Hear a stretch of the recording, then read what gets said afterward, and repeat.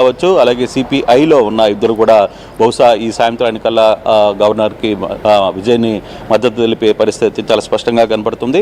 So విజయ్కి ఇంకా అడ్డంకులు క్లోజ్ అయినట్టే. ఆయన ముఖ్యమంత్రిగా ఆయనతో పాటు ఉన్న సహచర మంత్రులు ఎవరు లిస్టు కూడా గవర్నర్కి ఇచ్చారనేది తెలుస్తుంది. సో అది ఆ ప్రమాణ స్వీకారం ఈరోజు జరుగుతుందా రేపు జరుగుతుందా అనేది అయితే ఈరోజు యాక్చువల్గా ఉదయాన్నే జరగాల్సిన పరిస్థితి ఉంది. ఏర్పాట్లన్నీ కూడా పూర్తి చేశారు. కానీ నిన్న జరిగిన అడ్డంకితో ఒకసారిగా ఈరోజు జరగదనేది. అందుకే విజయ్ పూర్తిగా కూడా దాని కాన్వాయ్ని తర్వాత ఇతర సంబంధించిన సెక్యూరిటీ వింగ్స్ని వీటన్నిటిని కూడా అక్కడి నుంచి పంపించి వేశారు. ఆయన కొంత అసహనానికి గురైనట్టుగా మనకి అర్థమవుతుంది. కానీ ఈరోజు గవర్నర్ గ్రీన్ సిగ్నల్ ఇచ్చిన నేపథ్యంలో ఇక క్లియర్గా కాబోతుంది. ఇక అడ్డంకులు తొలగిపోయిన పరిస్థితి విజయ్ ముఖ్యమంత్రిగా ప్రమాణ స్వీకారం చేయడమే తరువాయి. సో విజయ్ అభిమానుల్లో కూడా కొంత కోలాహలం కనబడుతుంది. విజయ్ అభిమానులు పెద్ద ఎత్తున కూడా ఈ సందర్భం తర్వాత వాళ్ళ ఆనందాలు వెల్లబిస్తున్న పరిస్థితి అయితే మనం చూస్తున్నాం. కానీ ఓవరాల్ ఆ కంటెంట్లో తమిళనాడు ఎలక్షన్స్లో ఎప్పుడూ జరిగిన ఇష్యూస్ ఈసారి జరిగాయని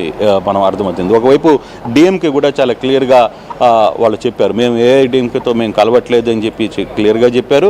మరోవైపు ప్రజలు ఇచ్చిన తీర్పుని మేము గౌరవిస్తాం, మా కూటమిల నుంచి ఎవరైతే మాతో సహకరించారో వాళ్ళందరితో మేము ఇప్పుడు వెంట ఉంటాం. అయితే కాంగ్రెస్ మా కూటమిలో నుంచి వెళ్ళిపోయింది, కాంగ్రెస్ కనీసం మాకు చెప్పకుండా వెళ్ళిపోయింది, కాంగ్రెస్ మమ్మల్ని ద్రోహం చేసింది అనేది డిఎంకే చాలా సీరియస్గా తీసుకుంటుంది. ఈ నేపథ్యంలోనే తిరువనంతపురంలో మేయర్గా ఉన్న కాంగ్రెస్ అభ్యర్థులను కూడా ఈరోజు దించేసే పరిస్థితి కూడా కనబడుతుంది. అక్కడ 2 సీట్ల ఓట్లతోనే వాళ్ళు అక్కడ గెలిచారు. కానీ అక్కడ ఆ మేయర్ పీఠాన్ని కూడా తొలగించే పరిస్థితి కూడా ఈరోజు ఉంటుంది. ఈరోజు అవిశ్వాసం కూడా పెడతామని కూడా సమాచారం ఉంది.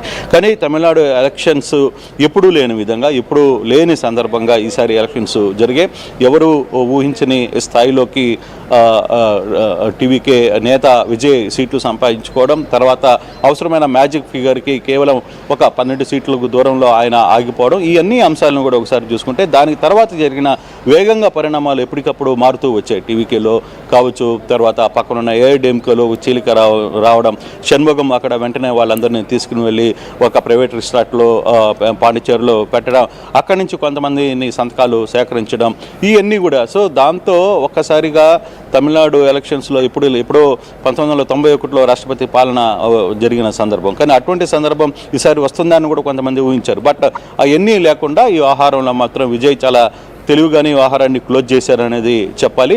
బేసిక్గా ఈరోజు మరి ఏఐడిఎంకే అధినేత పళనిస్వామి గవర్నర్ని కలుస్తున్న నేపథ్యం జస్ట్ ఇప్పుడే ఆయన విజయ్ బయటికి రావడం, పళనిస్వామి లోపలికి వెళ్ళి కలవడం. సో పళనిస్వామి ఏం మాట్లాడారు, పళనిస్వామి ఏమి చెప్పబోతున్నారు అనే అంశం, ఏం కంప్లైంట్ చెప్తారు, తన దగ్గర ఉన్న 47 మంది ఎమ్మెల్యేల్లో ఎంతమంది ఎమ్మెల్యేలు విజయ్ వైపుకి వెళ్ళిపోయారు అనేది ఇప్పుడు చూడాలి. అది ఎంతవరకు ఆ ఎమ్మెల్యేల మీద ఏమైనా ఫిర్యాదు చేసే పరిస్థితి ఉంటుందా, ఏ విధంగా ముందుకు పోతున్నారు, పళనిస్వామి స్టెప్స్ ఏంటి అనేది చూడాలి. కానీ విజయ్కి వరకు మాత్రం విజయ్ ప్రమాణ స్వీకారానికి, విజయ్ మంత్రివర్గ విస్తరణకి ఎటువంటి ఇష్యూస్ లేవు.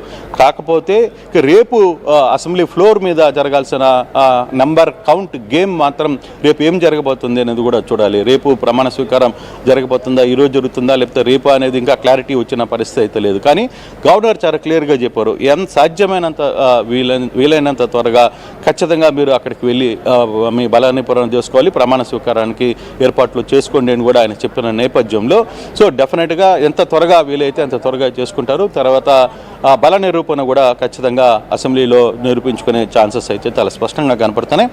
ఓవరాల్ ఈ పిక్చర్ ఎపిసోడ్ ఒకసారి మనగాను చూసుకుంటే తమిళనాడు రాజకీయాల్లో ఎప్పుడూ లేనంత టెన్షన్ వరుసగా జరుగుతున్న పరిస్థితులు చాలా క్లియర్గా ఇప్పుడు మనకి అర్థమైన పరిస్థితి. ఇటీవల కాలంలో ఎప్పుడు తమిళనాడు ఫుల్ మెజారిటీ ఎవరికి గెలిపించినా వన్ సైడ్ మెజారిటీ గెలిపించిన పరిస్థితి. కానీ ఈసారి అట మ్యాజిక్ ఫిగర్కి చాలా దగ్గరగా విజయ్ వచ్చినప్పటికీ మ్యాజిక్ ఫిగర్ని అందుకోవడంలో 2 రోజులు పడిపోయింది. దాదాపుగా 3 రోజుల పాటు ఈ వ్యవహారం మీద చాలా టెన్షన్లో విజయ్ ఉన్న పరిస్థితి కూడా మనం చూసాం. అయితే ఇప్పుడు క్లారిటీ వచ్చేసింది కాబట్టి గవర్నర్ కూడా గ్రీన్ సిగ్నల్ ఇచ్చారు కాబట్టి బహుశా రేపే ప్రమాణ స్వీకారం జరిగే అవకాశాలు అయితే చాలా పుష్కలంగా కనపడుతున్నాయి. Kalyan, right Krishnamohan, thanks for the latest update. మొత్తం మీద గవర్నర్తో 45 నిమిషాల పాటు భేటీ అయ్యారు విజయ్. 45 నిమిషాల పాటు భేటీ అయ్యి తన దగ్గర మద్దతు ఉంది, 118 ఎమ్మెల్యేలకు సంబంధించిన మద్దతు ఉంది. అలాగే క్యాబినెట్లో మంత్రులుగా ఎవరు ఉండబోతున్నారు అంటూ ఆ లిస్టుని కూడా గవర్నర్కి ఇవ్వడం జరిగింది. 45 నిమిషాలు మాట్లాడిన తర్వాత సుదీర్ఘ చర్చలు గడిచిన తర్వాత ఇటు విజయ్ రాజ్ భవన్ నుంచి తను బయలుదేరి తను ఇంటికి తన రెసిడెన్స్కి కూడా బయలుదేరి వెళ్తున్నట్టు తెలిసింది.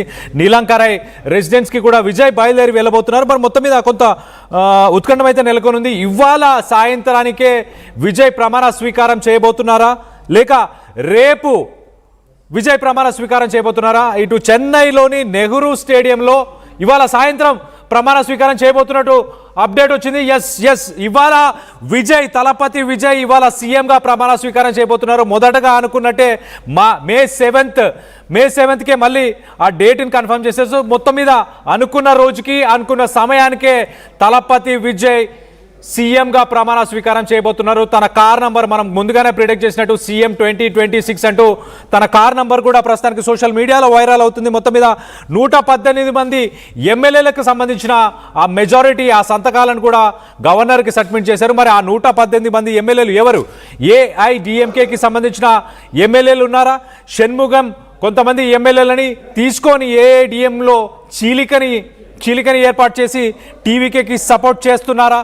అందుకే పళనిస్వామి ఇటు విజయ్ గవర్నర్ని కలిసి బయటికి వెళ్ళిన నెక్స్ట్ మినిట్ పళనిస్వామి గవర్నర్ని కలవడానికి లోపలికి వెళ్ళారు. సో మొత్తం మీద విజయ్కి ఇప్పటిదాకా ఉన్న అడ్డంకులన్నీ కూడా తొలగిపోయాయి. మరో పక్కన అపోజిషన్లో స్ట్రెంత్ ఉన్న స్టాలిన్ పార్టీ, డిఎంకే పార్టీ కూడా ప్రజల తీర్పుని మేము గౌరవిస్తున్నాం, ఖచ్చితంగా ప్రతిపక్షంలోనే మేము ఉంటాము, విజయ్ గవర్నమెంట్ని ఫామ్ చేయడానికి మేము సపోర్ట్ చేస్తాము అంటూ ఇటు డిఎంకే అధినేత స్టాలిన్ స్టేట్మెంట్ ఇచ్చారు.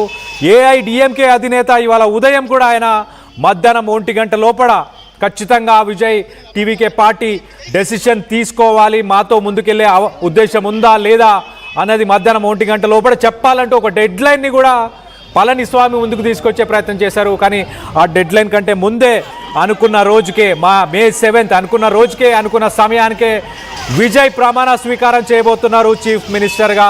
ఇటు లోక్సభ ఇటు రాజ్ భవన్లో గవర్నర్ని కలిసి రిటర్న్ వెళ్ళిపోయిన విజువల్స్ని మనం చూస్తున్నాము.